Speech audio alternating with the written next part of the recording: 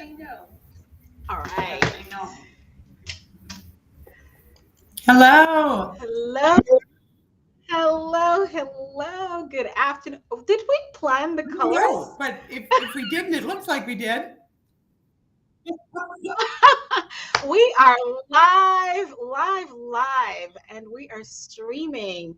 If you are with us, just put something in the chat and let us know that you are with us, where you're coming in from, where you're catching this live stream, where you're from, and if you're watching us on LinkedIn, on YouTube, on Facebook or Twitter. We're just happy. I am honored to have the CEO of EQ Momentum, my Yes. friend Jean, and we are here to talk about something really special. What's love got to do with it? Exactly. We want you to Is that right? stay tuned. We want you to stay tuned to this conversation with us. At the end, towards the end, we're going to make a really big announcement. Trust me, you're going to love it. Jean, you are a genius. And that goes together. Okay. We have been friends for over a year now, and we definitely have couldn't wait for the moment when we start actually putting work and content and education and impact and upliftment together. And so here Yes. we are. We've been working behind the scenes, and now we're in front of everyone. So, Jean, what does love have to do with it? But first, tell us about you and what you do, because everyone Um, here kind of knows me. well, as you mentioned, my name is Jean Georgianni, and I am an emotional intelligence coach and trainer. And I spent most of my career in corporate America, working for a couple of Fortune 500 companies in senior level positions within IT. And then I left that and I just decided to break out on my own. And most recently, I primarily worked with leaders, coaching and training leadership development and different leadership skills. And one of the ones that has stuck the most with me as being the most valuable um, topic to learn that every leader needs to immerse themselves in is emotional intelligence. And in my Mm. coaching with um, executives or leaders, invariably we'd start talking about work, their careers, and application of emotional intelligence in their careers. But invariably, the conversation quickly moved to their personal relationships.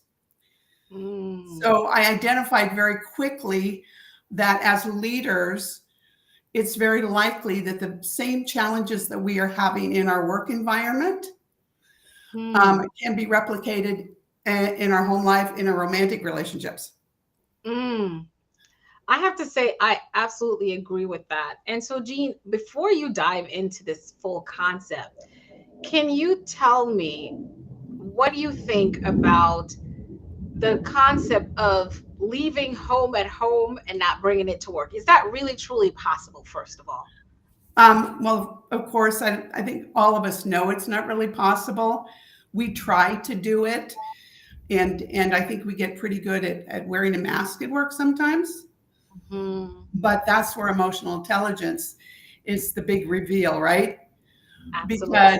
Because if we have stress going on in our personal lives, and perhaps especially in our romantic lives, those invariably will show up at work. It doesn't matter if we try to mask them, we can get away with it. But most work environments, these days, especially with what's going on in the world, there's a lot of stress. And people's emotional intelligence is always lower under stress. And so I would say no. I mean, we can't totally separate them. We don't just flip off a switch when we walk in the door of work or we sit down at our computer at home and all of a sudden we're not a different person. We're that same person with the same emotional and psychological makeup. Exactly. And so because of that, I absolutely agree because I forever as a corporate leader and manager and even in my own organizations that I've ran, I know that my employees are mothers and fathers and aunts and daughters and sons before they're my employee. So, somewhat, do you believe? Here's the question I have for you with the concept of what's love got to do with it. Do you believe that the romantic side, whether if your romantic relationship is imbalanced, do you believe that it could cause an imbalance in your work and business life? Yeah, absolutely. It can. Because, like I said, with my clients, um, we're emotional creatures. And usually the closest emotional relationship we have is with a spouse or a partner or a significant other. And even if we don't have that and we long for it, there's Mm-hmm. that element of imbalance in our life. We can be very, very successful and quite often are very successful in the workplace. But if we have that missing component in our personal life and we long for it, then that definitely causes an imbalance. And an example would be just an example of how they carry over. Um, if you're a person who in your romantic relationship hasn't learned how to appropriately express your needs or your boundaries, likely that shows up in the workplace. And in both contexts, you are going to increase the stress level, and likely people then blow up, in anger or in frustration in one or the other, and more likely both places.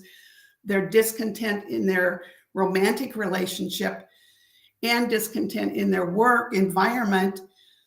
But when you dig down to the core of it, it's all because they haven't been given or taken the opportunity to increase their emotional intelligence, so they deal with stress and just the day-to-day conflicts that can happen in relationships.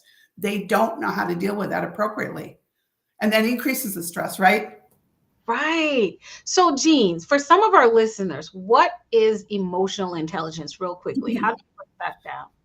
Well, the simplest way to put it is emotional intelligence is being aware of our own emotions and being able to manage them effectively, and also being aware of other people's emotions and being able to help them manage their emotions in the context of our relationships.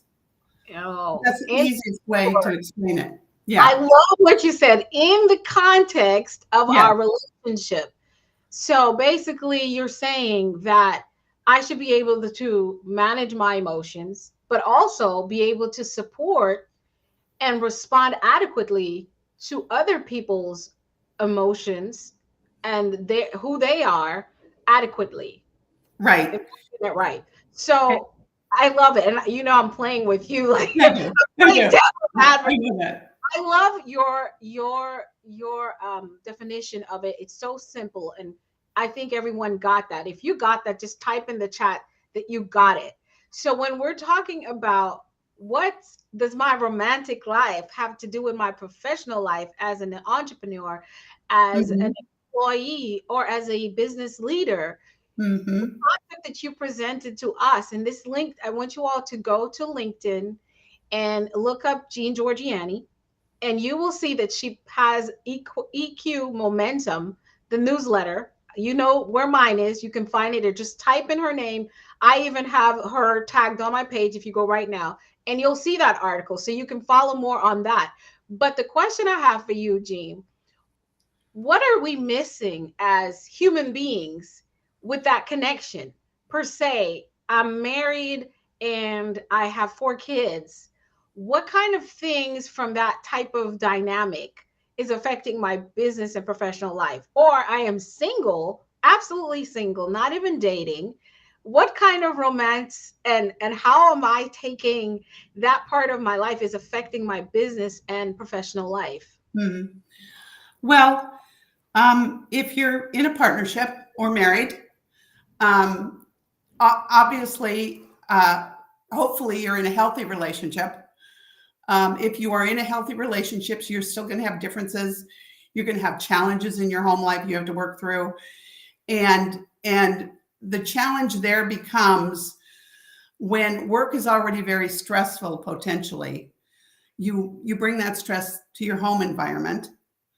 And if your home environment is stressful, you're going to bring that to your work environment. And pretty soon you don't have a place of calm and peace, right? And of course, the primary place of calm and peace is within yourself. And therefore, emotional intelligence is critical because we can't control our external circumstances most of the time, and we can't control other people's behaviors. The only thing we can control is how we respond to those, how we process them, and how we respond to them. Now, if someone is single, I guess in part it depends. I've seen two different scenarios. I see a lot of people, especially when they get to be over 40, they've had maybe some challenges in relationships, maybe had a divorce, maybe even two breakups and that kind of thing. But they can be very successful in the workplace. And so what happens is they've got this constant push-pull of wanting to have a good romantic relationship, but being so worn out by trying to find it that they just pour themselves into the workplace. And of course, the beneficiaries of that is corporate America. If you work in a corporation, it actually works better for them if you're not in a partnership, because they get more of your time, more of your energy, more of your essence, right? But if you're longing for that absence will impact you at an emotional level that will impact all of your relationships, work and otherwise.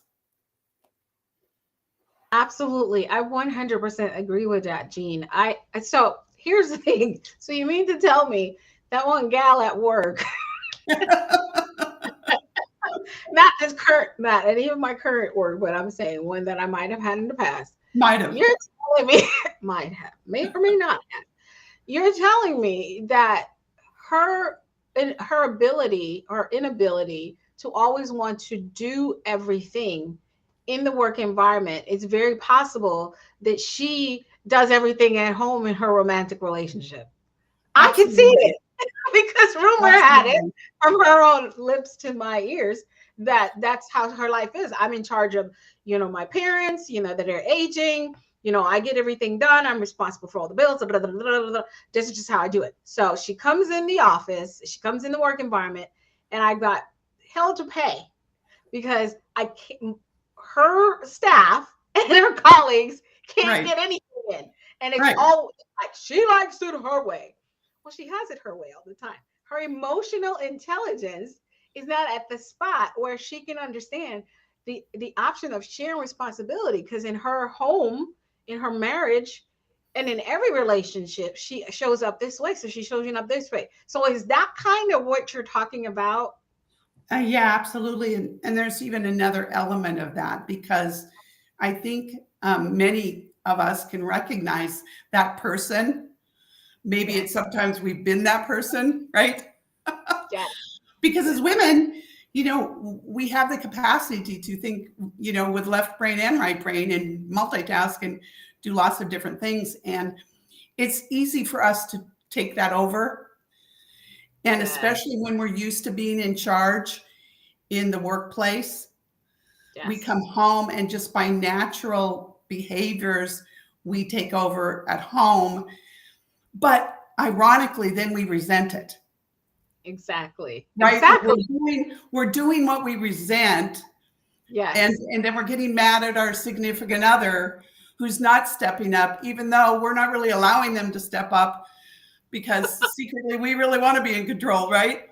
And Exactly. and I got a big aha several years ago from my then amazing but now deceased husband. And he said to me in a very loving way one day when I came home from work, we were talking about something. He goes, "I'm not one of your employees." Wow. That was a wake-up call for me, because I hadn't realized that I was taking that into my home life.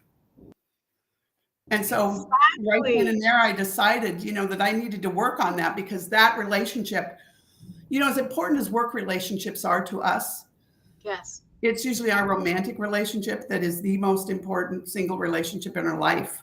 And if somebody disagrees, I want to see it. If you disagree, that relation, the romantic relationship, whether you have one, have a significant other or not, if you disagree, I need to talk to you because something's wrong. You might not choose to prioritize it at certain points in your Sure, life, sure. but once you do, it becomes, and Jean, you know what I say. I say that the people who refuse to understand the hierarchy of a romantic relationship, they get Hmm. slapped with it in the face when they're not paying attention. Then all of Yes. it, oh no, I'm fine. I'm single. I love being single. Yeah. Yeah, you just don't know how much I get done being single. Like last time I was in a relationship, and I'm like, okay, so this chatter goes on, and then who pops up 6 weeks later? No, it's nothing serious. And they have the big smile. Right. We're just friends. And then boom, you're in this whole conundrum because you weren't, as I would say, intentional about it. So I Yes. would prefer to knock some sense into our viewers' head, not physically, but to say the romantic relationships are very high in the hierarchy of the human need. Relationships in general, but we talk about, my best friend, Dr. Kareem Ellis, he says that the mastermind between the husband and wife is the greatest mastermind on earth. And I agreed. And so that's where all the struggle. We're not going to talk about that yet. That will be another live. But if Mhm. we understand that is so significant, and the way you just explained it is that you were the boss at your job and you came Right. home and you went, and girl, I did that too. Yeah. Listen, my Yeah. young years, I did not understand. I didn't have that high EQ. And so Hmm. I didn't know. And even my ex-husband didn't know. But it's like I caught myself later in my marriage. At the time, I was like, I do everything and I don't want to. I was resentful, like you said. And he's Hmm. like, what now? Yeah. Like, yeah, we got to share these responses. Yeah, I'm like, you need to cook because I'm in school, and you need to handle the bills at the end of the month. And he's like, so, but I was still divvying out the orders, okay? Yeah, you And he's were. like, and he You was were giving like, assignments. he's like, am I? And I'm like, yes, you are, because I'm so tired. He's like, but no one tells you to do it. You've been doing that all the time. I said, but I don't want to anymore. I really need to stop being the boss of everything. And I don't want to be the boss. I just want to be a girl. And Yeah. he's like, okay, I'll help. And so he stepped in. Right. I didn't have a high enough EQ to articulate my words properly, but that resentment is what you spoke about, definitely comes in. And so I Right. want to say, we've got a couple of people that are tuning in. We've got David Staples, my good friend. Hey, David. He said very good topic. He loves hearing this. And then we have also from our LinkedIn viewers, um, Chichester is saying, good evening from Texas. Hey, Mr. Swanson, how are you? Nice to have you. But yeah, this thing about emotional intelligence has become a buzzword. But I would like to normalize it. And I think with Yeah. you and your platform, specifically normalize it for those working professionals, whether it's entrepreneurial business leaders, wherever you Hmm. are, you're career driven, that we need it more because we have a wider scale, that Yes. we are in so much responsibility, we forget self responsibility. And that Hmm. is to grow ourselves because Right. we're nurturing not just our families and small groups, sometimes large groups of people. We're growing things, we're planting things. We need that higher sense of EQ. So when you said, I almost call this what's love got to do with leadership. That's going to be another Yes. conversation. But if you can tell us another aspect where our romantic standing affects our professional lives or vice versa. Hmm. Well, I would say that the other way that it can influence what we're doing in the workplace is our awareness of other people. Okay, because I have these interesting statistics. I'm going to have to read them to you. Okay. I love statistics. I'm a Yeah, sucker. I know you did. So I've got them here. I Because don't the memorize yet. numbers don't lie. Well, these are interesting ones. You'll find them interesting. 70% of couples in relationships cite communication issues as the primary source of conflict that leads to a breakup. Got that Mm, one? mm, mm, 90% of projects in the workplace fail because of poor communication. mm. 80% of employees leave their jobs due to poor communication by their leaders. Yet, according to a survey conducted by Harvard Business Review, 83% of leaders believe they are effective communicators. There's a disconnect going on, right? There's a disconnect. It's huge. And It's those statistics don't match. And then the other statistic from Harvard Business Review is that only 10 to 15% of any of us have high emotional EQ. So my respectful request is that we as leaders yes. recognize that while we might be very articulate and very succinct in our communication, that's not the same as being able to have an emotionally intelligent conversation. Absolutely. Very different things. Ooh, that is such a gem of a gem. Listen, can you drop some gems and fire emojis in the comment wherever you are, whether you're watching this now or you're on the replay? That right there is everything. Because a lot of us, I remember saying, am I speaking English or not? Right. And then, I forgot his name, but he came out and he said, women are from Venus and men are from Mars. I'm like, oh, so that makes sense. And you blame it on all the other theories, except taking responsibility for your way of first being aware of yourself and your inability to communicate. Yes, exactly. So tell me, what would be the difference between me communicating well with oral language and even body language to me communicating with a proper and a higher sense of emotional intelligence? Well, one thing that comes to mind, as you know, I use a tool in my emotional intelligence practice that is a personality science tool, but it's unlike others that are also very valuable. Yes. But it's unlike, and I found it to be much more powerful. First of all, you can take the test in 90 seconds, which it makes a big difference. You really can. You right? really can. And the great thing is, it demonstrates that all of us as individuals are made up of 4 different personality types, and each one of those has a different preference for how we receive communication, how we process information, what kind of connection we need in that relationship when we're communicating.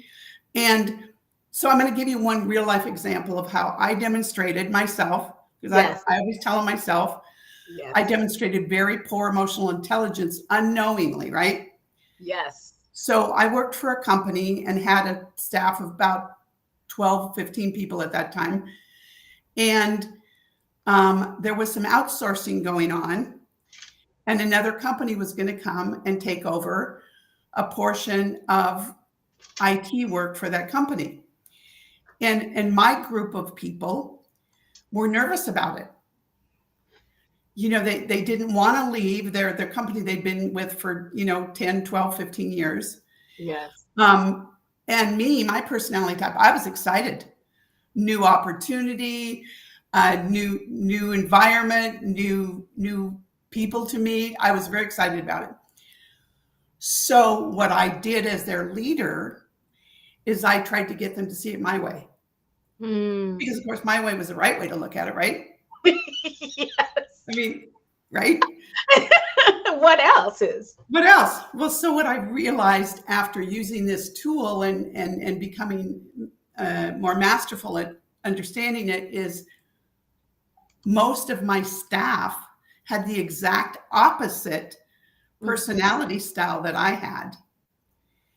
And when I was using, actually, and that's what I love about this tool, I use the word opportunity, and for the other personality type, that frightens them Ah, because wow. they hear the word opportunity as risk, Right. Right. right? Yes, do. So here I was being the cheerleader, talking up the move. It was all going to be great, and I wasn't seeing them. I wasn't seeing their unique needs and how Yeah. I could communicate to them in a way Right. that would make them feel safer and more Mm, secure in the mm. transition. Wow. So while I was a very effective communicator, Right. I did not communicate out of emotional intelligence. Right, exactly.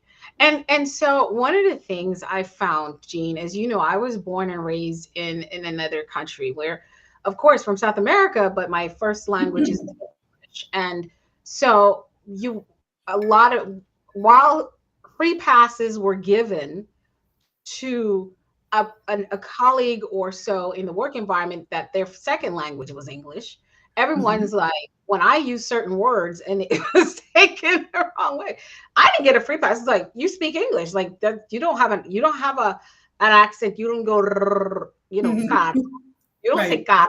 And I'm like, I do. I say kiar. You just don't know. But, but I learned how to speak a little bit of better American English, but speaking it and enunciating the words is not the same as the interpretation and how words are used and in context inside of the American society versus that of a country that is South American, Caribbean / British English.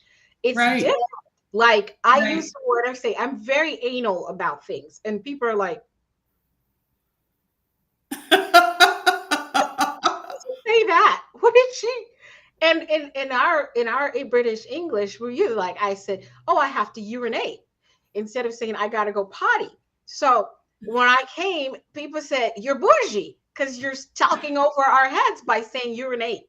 And why Ah, you have to tell me what you got to do anyway? That was like, you don't need to tell people what you need to do when you got to go to the bathroom. You just got to go to the bathroom. So I had right. to learn. Now I could have gone into an argument, and it had. I felt like it was in one day in the early part of me arriving in the USA.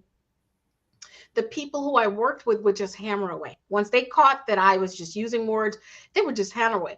The emotional intelligence, they didn't understand. Look, first of all, this woman just left her entire life and business to move here because she's got family here and she has to be here. And Right. she's learning our way. And now we're just the emotional intelligence wasn't there to be like, okay, I've seen things where people are like, okay, that's enough for one day. I'm going home and I'm crying. And up and now, because my emotional intelligence, my self awareness, understanding that that is a possible barrier and also a possible communication, um, happenstance that could happen, I literally allow myself to just quickly say, oh, got it, and just move on. But instead of, why are you so why are you so mean to me? I hate Right. it here, Right. I had to Yeah. move forward. And then for the people in my life who I'm close to, I share with them that, there's still some things that I don't understand clearly.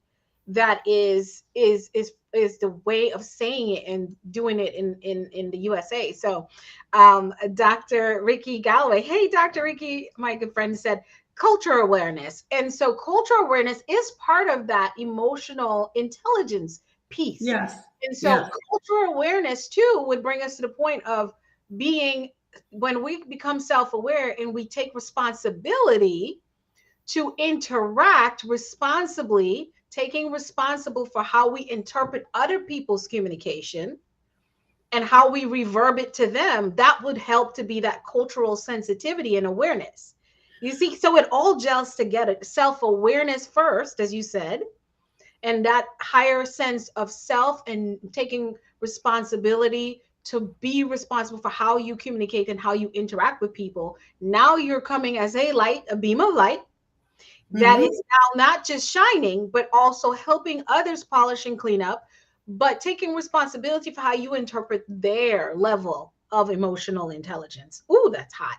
I said Right. it myself. Yeah.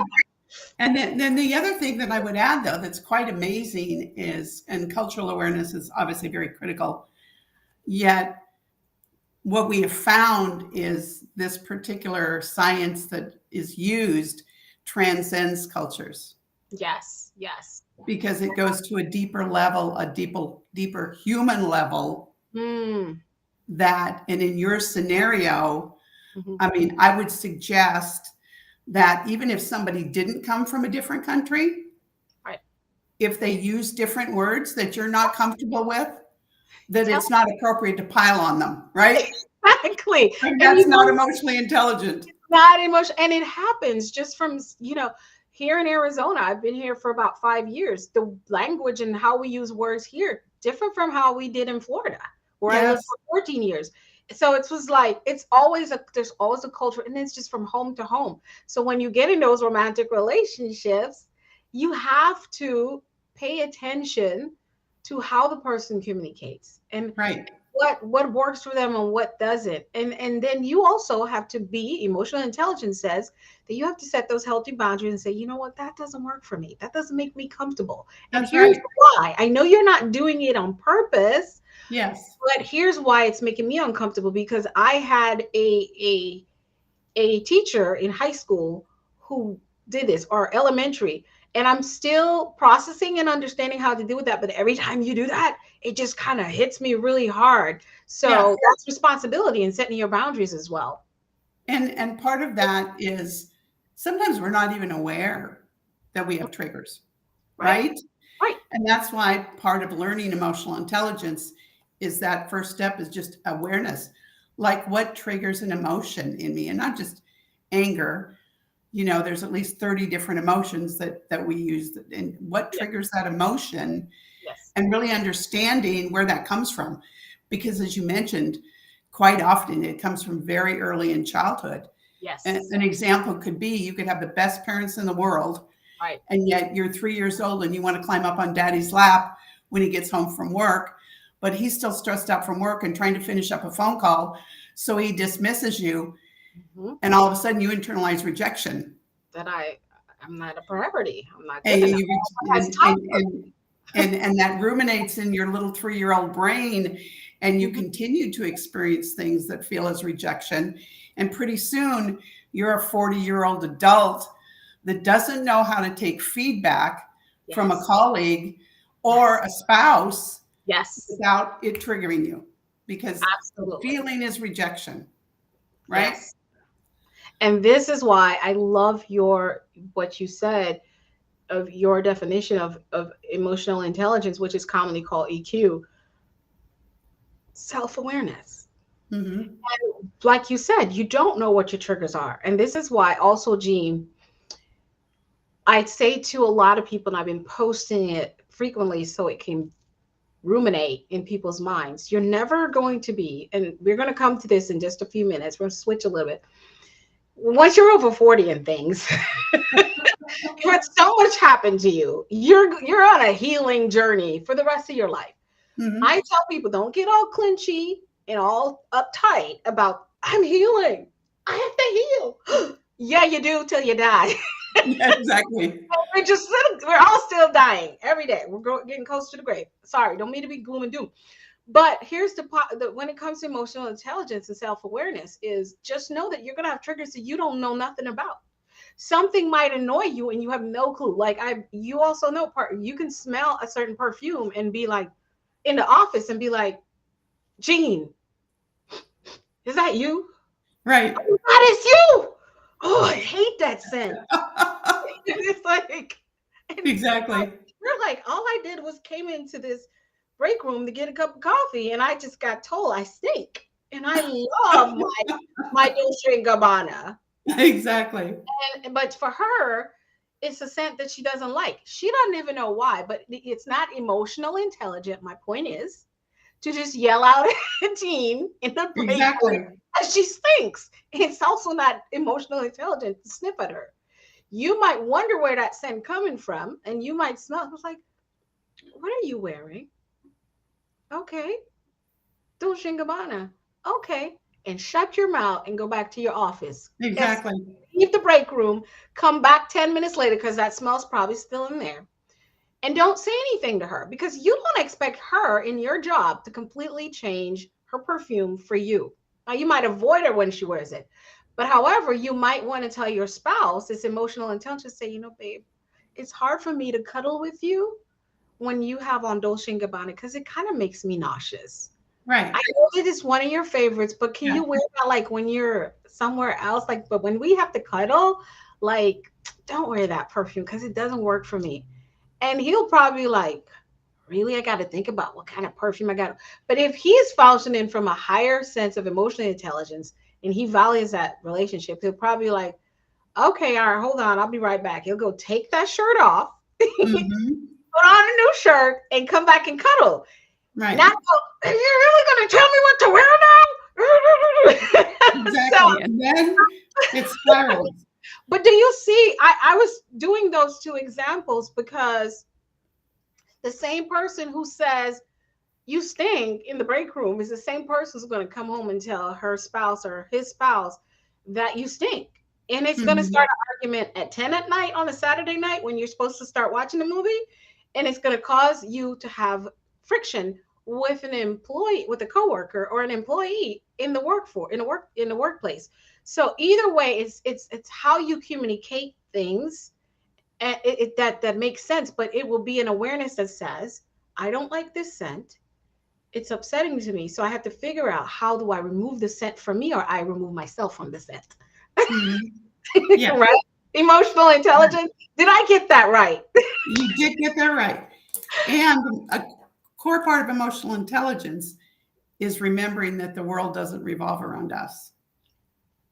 This is why I said, how do you Yeah. get it removed from you, or you removed from it? Because Exactly. you said this very early in the conversation. I only have control of my intrinsic and my extrinsic, not everybody else in the world around me. Correct. And Yep. so if so, here's the question, Jean. Are you ready? So I if think so. my partner doesn't want to stop wearing that perfume, what am I supposed to do? I'm breaking up with him, just plain. Well, if it's that important to you, if that's a deal breaker, then maybe, but I would suggest you should look at all the positive attributes of that other human being and make the wise decision, right? I've never seen a relationship, if it's a healthy relationship, it's not going to break up over perfume or a scent.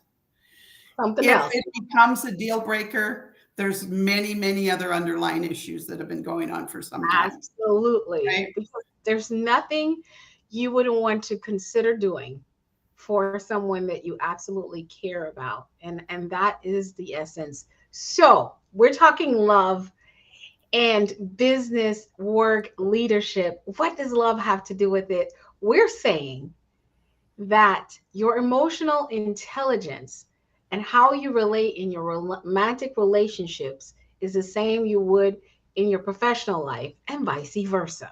You can challenge us in the chat and we will come back and answer your questions. But here's the thing, what's love got to do with it? For me, love has everything to do with it.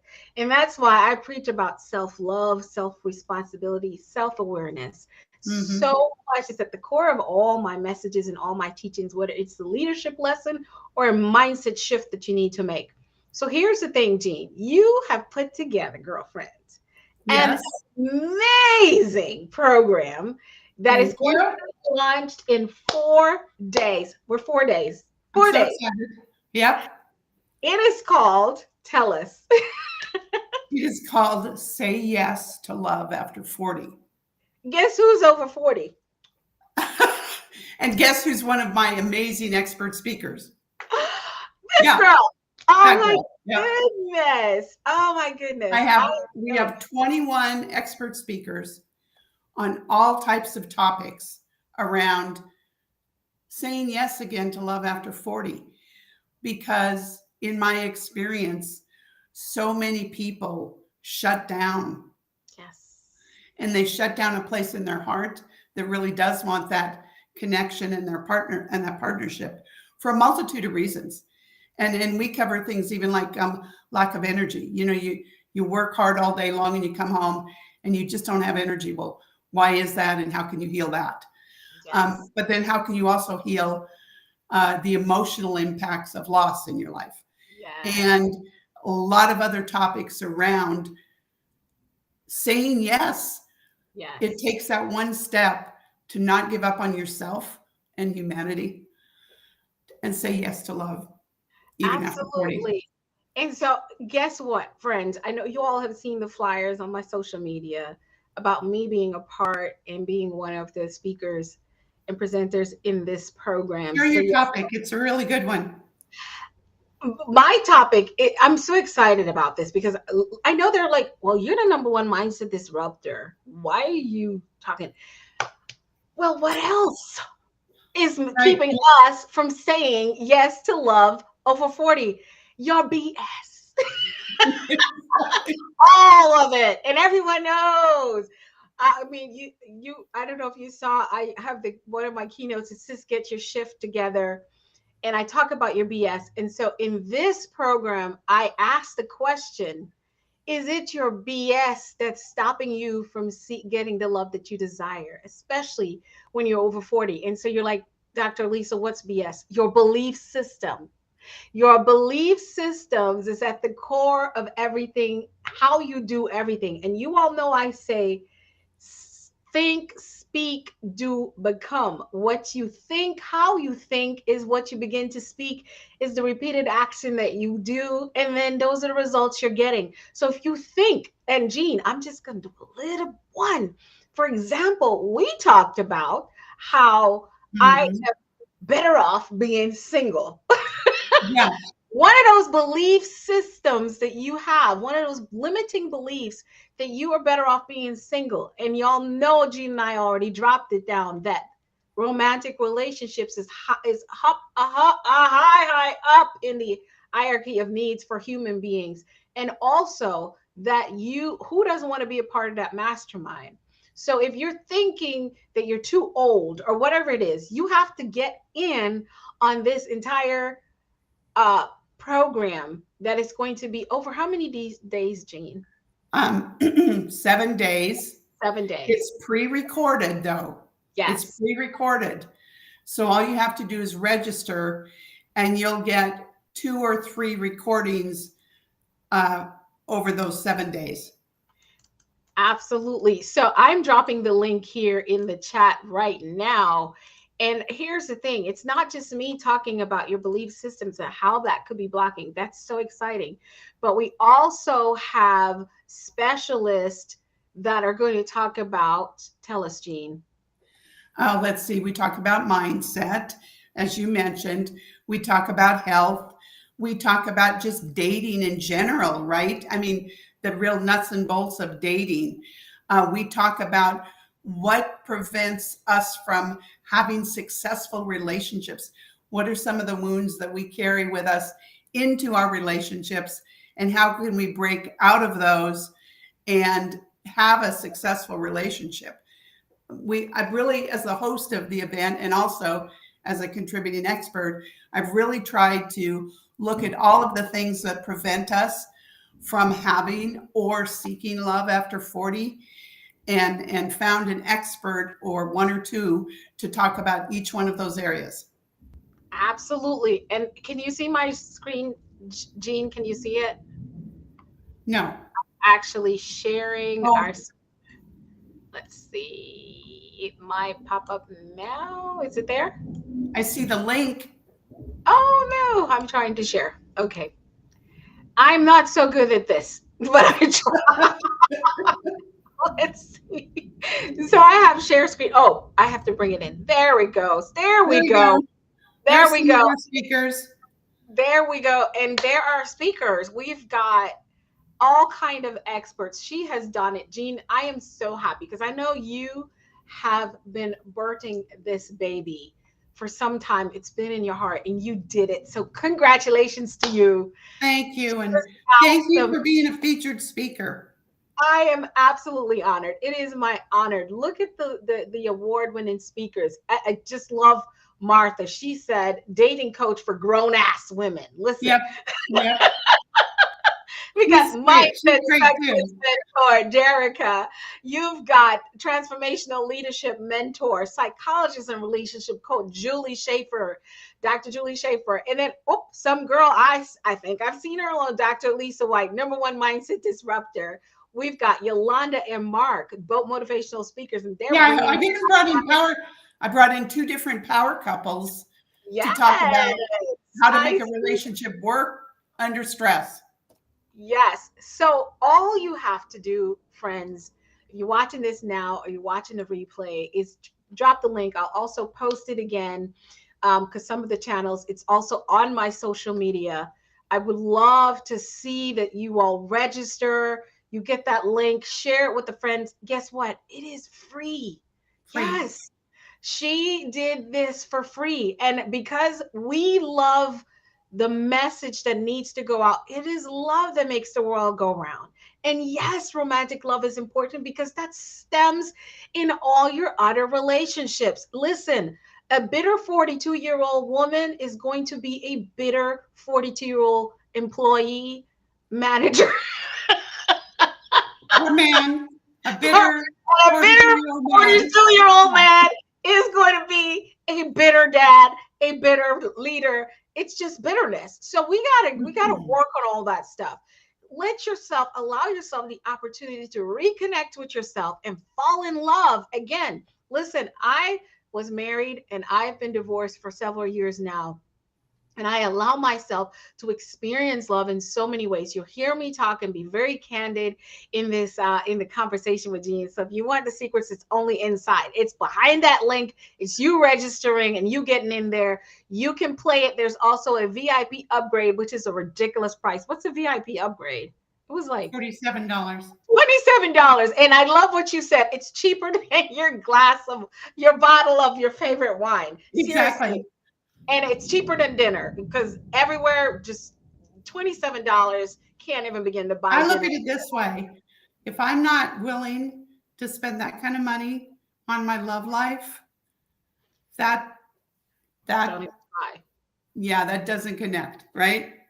And that's just for the VIP, which will allow But you to but have everything else is free. access free, right? So don't you dare sweat about the 27. She has done this for free. You want to go register, you'll get a link in the mail with the days and the schedule to go watch the different people speak on the areas that you want, or just watch it all. I personally will have it tuned in and I'll be watching it, not to hear myself. We hear myself all day, because if I'm not talking here, I'm talking here. Not really. I do get zen and quiet, but I want to learn as a young woman over 40. Love is so important to me.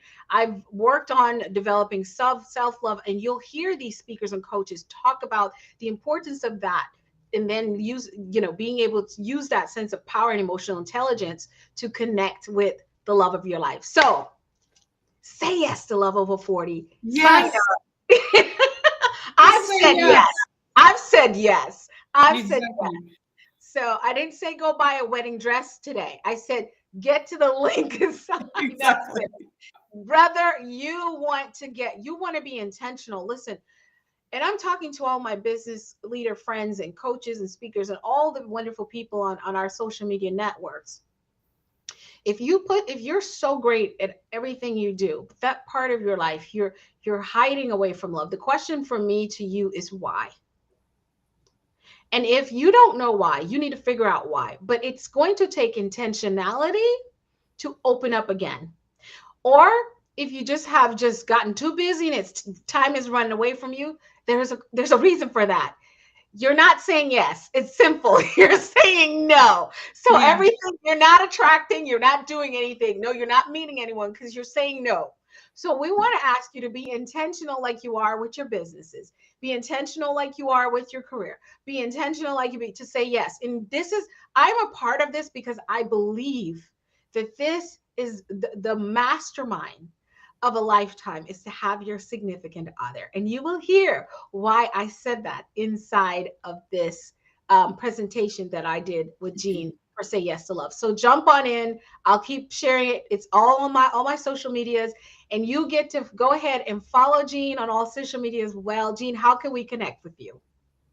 Um, you already have the link in your LinkedIn for my LinkedIn profile, so that's pretty easy. I'm Yes. just Jean Georgianni on Facebook. Same thing on Instagram and Twitter. So you can find me those places. Exactly. So it's been such a fun time talking to you, girlfriend. Thank you for all the viewers that's been tuning in. Yes, We thank you. appreciate you. And if you're watching this, just type, if you're watching this later, just type replay and say yes to love. Join us. And remember that love has everything to do with it. But first, love yourself and become self-aware. Take responsibility for your actions. That's the only thing you have in control of, and you're stepping in high emotional intelligence and rocking out this thing called life. Jean, do you have anything Yeah. else you want to say? No, just thank you so much for hosting this, Dr. Lisa. You're wonderful, and I appreciate you. And let's all say yes. Let's all say yes. For now, I remember everything begins with a thought. How is your mindset? Live passionately in purpose, and we will see you at another time that we will announce soon. Bye for now.